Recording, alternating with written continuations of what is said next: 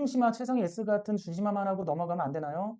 정답률 몇 프로까지 하고 가야 할까요? 자, 이것만 하고 넘어가십시오. 최상위가 하는 거 좀 힘들어하면 최상위 S까지만 하고 넘어가도 돼요. 어려워하면. 근데 이제 이거는 좀 같이 병행하면 좋아요. 개념 독학은 같이 병행하면 좋습니다. 언제까지? 중등 과정까지. 제가 가르친 학생 중에서 최상위 S 정답률이 대략 한 60에서 70% 정도 나오는 되게 힘들어하는, 최상위 S조차도 힘들어하는 친구가 있었어요. 근데 얘를 개념 독학 중등 과정까지 시켰더니 고등 과정에서 되게 잘합니다. 최상위가 선행 개념 들어가서 좀 안 맞는 애들도 있어요. 그러면 최상위 S 시켜도 됩니다. 집 앞 고등학교 짓고 있는데 아이가 갈 때쯤엔 5년 후가 되겠어요. 비학군지 농어촌 전용 구역인데 고민이 많이 되네요. 한민고 생각하고 있는데 그게 답은 아닌 거네요. 비학군지 농어촌 전용이면 그러니까 농어촌 전용으로 갈 수 있다는 건가요, 대학을? 그럼 이게 더 좋은 거 아니에요? 농어촌 전용으로 대학을 가는 게 더 좋은 거 아니에요? 그러니까 한민고를 가도 농어촌 전용이 되나요? 가르친 제자 중에 농어촌 전용으로 간 아이가 있었어. 집이 이 근처는 아니었죠. 이 근처는 학원가가 있는 데니까 집은 좀 여기서 먼 곳이고 고등학교도 거기를 다니는데 가끔 농어촌이 되는 데 중에서 학원가랑 그렇게 멀지 않은 수도권도 있거든요. 파주나 그런 데 잘 찾아보면. 그런 데에 있는 학생인데 걔가 이제 거기서 그러니까 항상 여기까지 학원을 다니고 공부를 하려고. 그러니까 그래서 결국 어떻게 됐냐면 걔가 농어촌 전용으로 한양대를 가서 그래서 저는 농어촌 전용에 대해서는 뭐 정확하게 뭐 요강이나 그런 건 모르지만 이게 되면 이거 이용을 해서 대학을 가는 게 더 좋은 거 아닌가? 이게 훨씬 쉽게 가는 걸로 알고 있는데. 그래서 정시 같은 경우도 수능원서 대학 써줄 때 재수생들 보면 제가 기숙학원에 있을 때 상담을 해보면 기숙학원이니까 여러 군데서 오잖아요. 근데 이렇게 해서 대학 갈 데가 없어. 야, 너 갈 데가 없는데 야, 지방대 여기 사립대밖에 갈 데가 없어. 아무리 찾아도. 근데 가끔 상담하다 보면 얘가 농어촌이 되는 경우가 있어. 너 농어촌 되는 거 왜 얘기 안 했어? 이런 경우 있거든요. 그래서 농어촌이 되면 이제 대학이 업그레이드가 되죠. 정확하게 전형이나 그런 것까지는 모르겠는데 농어촌 되면 농어촌 좀 이용을 하십시오. 한민고 같은 경우는 일단 들어가기도 많이 힘든데 군자녀들은 좀 쉽게 들어가긴 하더라고요. 근데 이제 일반적인 사람들 커트라인 되게 높잖아요. 뭐 내신 산출 점수가 뭐 197이냐 뭐 8이냐 막 여기 왔다 갔다 하던데요. 한민고 같은 경우는 어떤 아이들이 들어가면 좀 좋냐라고 말씀을 드리면 상대적으로 내신 산출 점수가 이렇게 높은 점수를 받을 수 있는 중학교가 많이 없어요. 왜냐면 공부를 잘하는 중학교일수록 내신 시험을 좀 어렵게 내는 경향이 있어요. 그럼 내신 시험을 어렵게 내면 거의 뭐 점수가 막 이렇게 가려면 전 과목이 3년 연속 100점 가까이 받아야지 가능한데 이게 힘든 경우가 있거든요. 내신 시험을 좀 어렵게 내고. 그래서 상대적으로 제가 봤을 때는 좀 문제를 전체적으로 쉽게 내는 학군지가 아닌 중학교, 문제 쉽게 내는 좀 공부 못하는 중학교, 전교 1등 하는 애들, 올백 받는 애들 이런 애들이 좀 많이 갈 가능성이 있어요. 왜냐면 내신 너무 커트라인이 높으니까 학군지 그런 데서 막 경쟁이 심한 데서 시험 문제 어렵게 내는데 거기서 막 올백 받고 그런 게 만만치가 않잖아요. 한민고는 상대적으로 제가 봤을 때는 만약에 우리 아이가 한민고가 내신 성적이 되는데 플러스 뭐 심화나 선행 이런 부분도 학원을 다니든 학원가를 이용해서 어쨌든 간에 이런 부분도 잘 돼 있다라고 하면 한번 가보면 거기에서도 경쟁력이 있을 것 같다라는 생각이 들어요. 그러니까 예를 들면 용인 외대국어 같은 경우는 어떻게 뽑아요? 면접으로 뽑잖아요. 용인 외대국어는 입시 요강 보면 주요 과목 있죠. 국어, 영어, 수학, 과학, 사회. 이게 A를 받고 3년 내내 3년 내내 A를 받고 그 다음에 면접으로 뽑습니다. 면접 시험이 어려운 걸로 알고 있어요. 면접에 거의 떨어지는 걸로 알고 있는데 A는 받기가 되게 쉬운 거 제가 얘기했죠. 수행 만점 받으면 지필 80점만 받으면 돼요. 그러니까 예를 들면 수학 평균이 중간기말 80점이 되면 수행 만점이면 50점 만점이다. 그러면 이거 나누기 2하면 40점이잖아요. 두 개 더하면 90점이가 A 나와요. 그래서 A라는 점수는 지필 100점이 아니라 지필 80점만 받아도 수행 만점이면 받을 수 있는 거라 A는 굉장히 쉬워요. 그러니까 웬만한 학군지에서 단련된 애들, 막 그 경쟁 치열한 대치동이나 뭐 목동 이런 데서 수학, 목동 같은 경우는 뭐 수학 평균이 중학교도 3, 40점 내게 나온다 그러더라고요. 낸다 그러더라고요. 제 후배한테 물어보니까. 그런 데에서 단련된 A 받고 심화와 선행으로 단련된 애들이 용인 외대국어 같은 데는 가기 때문에 예를 들어 이제 뭐 심화나 선행도 제대로 안 돼 있거나 그런 애들은 가면 무조건 꼴찌죠, 꼴찌. 5등급제에서 5등급 하위 10% 안에 들어가겠죠. 한민고 같은 경우는 상대적으로 내신이 너무 강하기 때문에 학군지에서 강한 애들, 대치동, 목동이나 이런 데서 엄청나게 심화나 선행으로 단련된 애들이 들어가는 게 만만치가 않을 거예요. 내신 커트라인이 너무 높기 때문에. 반대로 나는 내신도 높은데 심화 선행도 잘 돼 있다 그러면 한민고 같은데 만약에 내신도 높은데 심화 선행이 잘 돼 있어. 근데 용인에도 외대보고 가니까 그냥 중간밖에 안 해. 아니 중하위권이야. 워낙 뛰어난 애들이 많아서. 그렇게 되는데 한민고를 가면 최상위권 그룹이 될 가능성이 높다라는 거죠. 왜냐하면 상대적으로 한민고는 내신만 좋은 애들이 갈 가능성이 좀 높아요. 학군지가 아닌 그런 지역에서 문제를 너무 쉽게 내서 내신만 좋은 애들이 갈 가능성이 높으니까 상대적으로 그런 애들이 가면 좋습니다. 저는 초사 아들과 수학 문제를 같이 풀고 있어요. 아들은 보통 경쟁을 좋아하다 보니 가끔은 져주면서 엄마보다 잘한다고 칭찬도 해주고 가끔은 자극도 주면서 같이 푸는데 아들이 엄마랑 같이 수학 푸는 거 재미하더라고. 수학을 약간 재밌게 공부하는 방법 중에 심화나 그런 거를 좀 힘든 거를 하는 방법 중에 뭐가 있냐면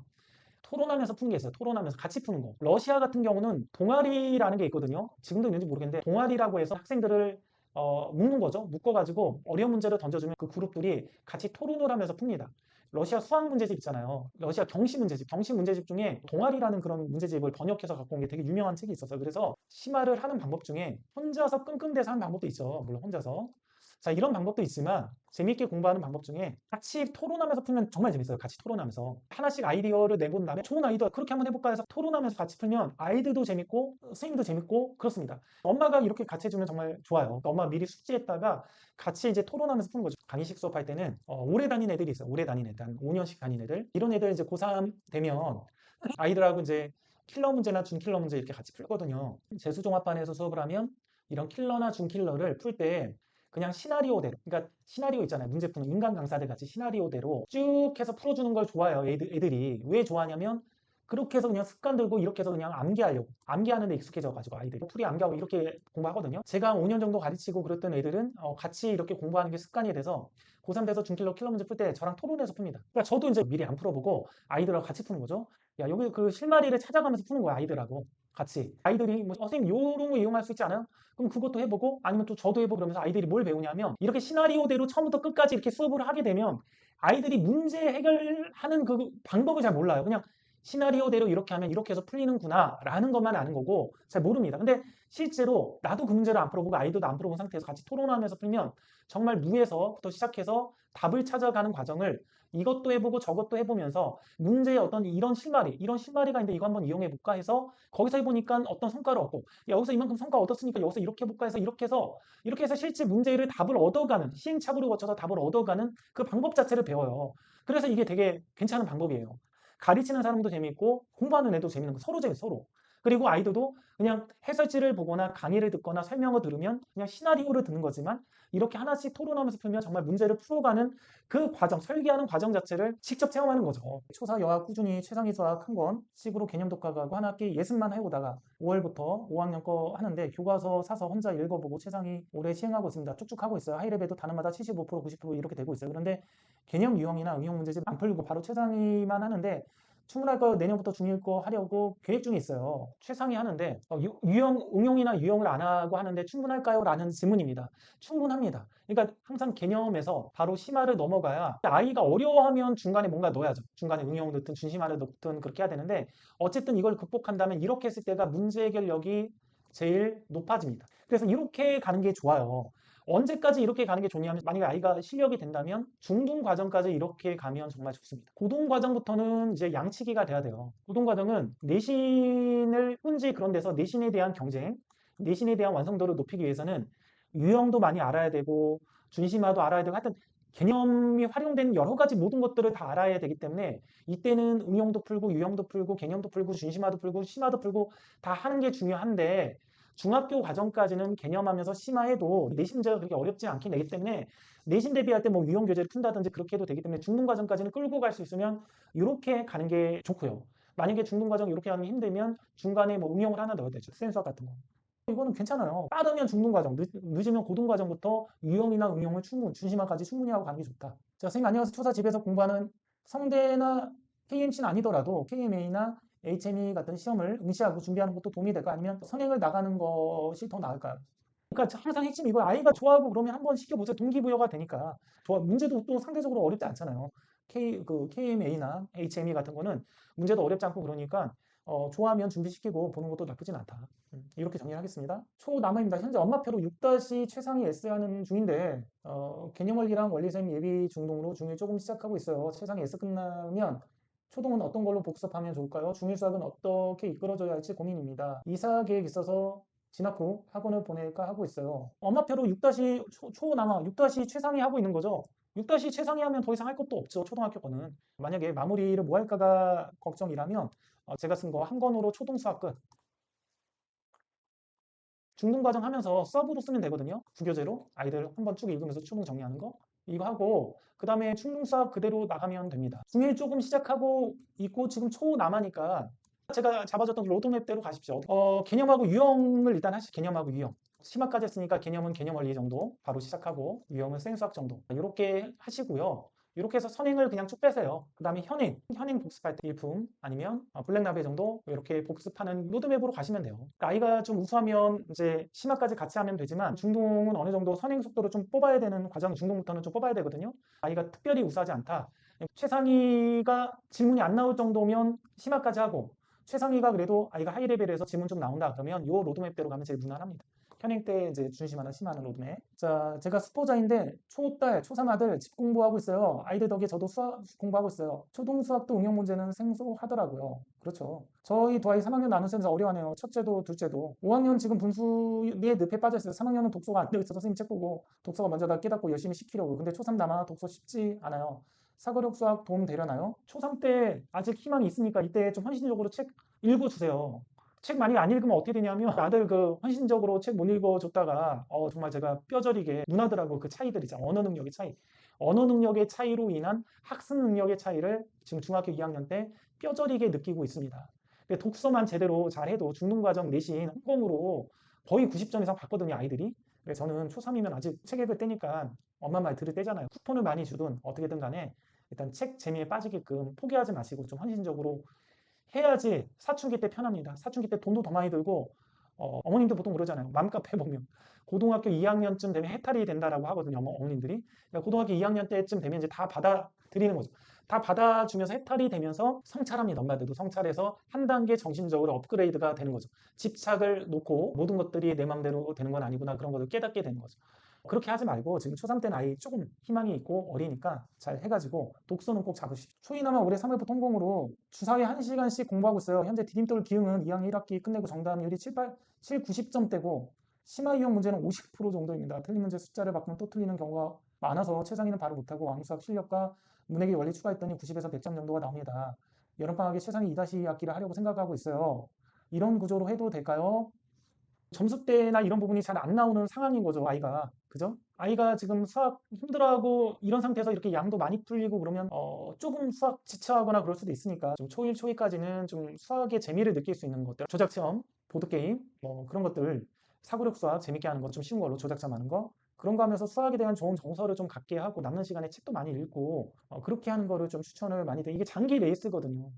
고3까지 가는 장기 레이스잖아요. 그죠? 그래서 아이가 이제 뭐 초일부터 했는데도 이렇게 우수하고 잘하고 그러면 상관이 없는데 지금 이 정도면 그렇게 잘하고 있는 것 같진 않으니까 수학을 좀 줄이고 교과 수학은 좀 줄이고 지금 얼마 안 남았지만 지금이라도 수학 동화 같은 것도 읽고 그래서 한 템포 쉬어갔다가 겨울방학 때 3학년 올라가는 겨울방학 때 3학년 1학기 개념부터 다시 한번 해보면 어떨까 그렇게 추천해 드리도록 하겠습니다. 자, 반비님 초사 개념을 스스로 공부해서 최상위 왕수학까지 잘하는 아이던데 반복은 안 하더라고요. 반복 안 하는 거 너무 좋은 거예요. 반복은 고등학교 가면 지겹도록 해야 됩니다. 복습을. 그래서 아이들이 수학을 싫어하게 되잖아요. 수학 1등급 받는 애들 너무 많이 해야 되니까. 지금 그냥 넘어가십시오. 이게 암기 안 해도 돼요. 중1-1하고 2-1 공부하는데 어떻게 생각하세요? 수요 콩공으로 1-1 1분 끝나가는데 주변에서 개통수학 추천해 주셔서 2-1 연산하고 있어요. 2-1 끝나고 1- 하려고 했는데 괜찮을까요? 최상위권은 중등선행 어떻게 하면 되냐? 중등 로드맵 어떻게 잡으면 되냐면 최상위권은 교과 과정 순서대로 합니다. 아무 문제 없습니다. 최상위권은 교과 과정 순서대로 하더라도 왜 문제가 없냐면 이게 속도가 엄청 빠릅니다. 속도가 얘네들은 여기서부터 여기까지 가는데 엄청 빨라요.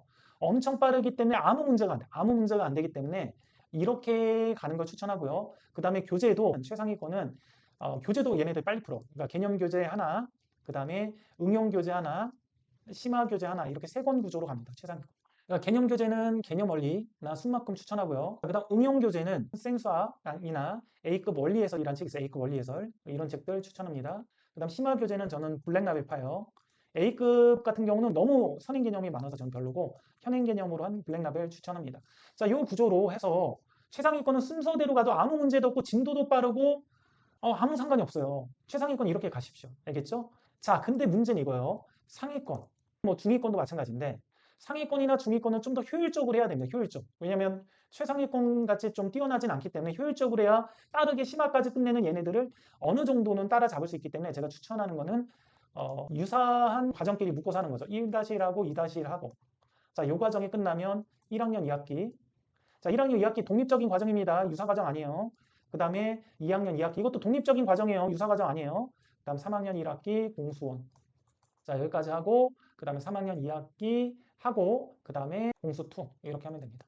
제가 여기 이런 식으로 묶은 것들은 뭐냐면 개연성이 높은 과정이에요. 개연성이 높다. 서로 상관관계가 높다. 연계가 되어 있다. 나머지는 거의 독립적이라고 보시면 돼요. 연계가 특별히 강하진 않아.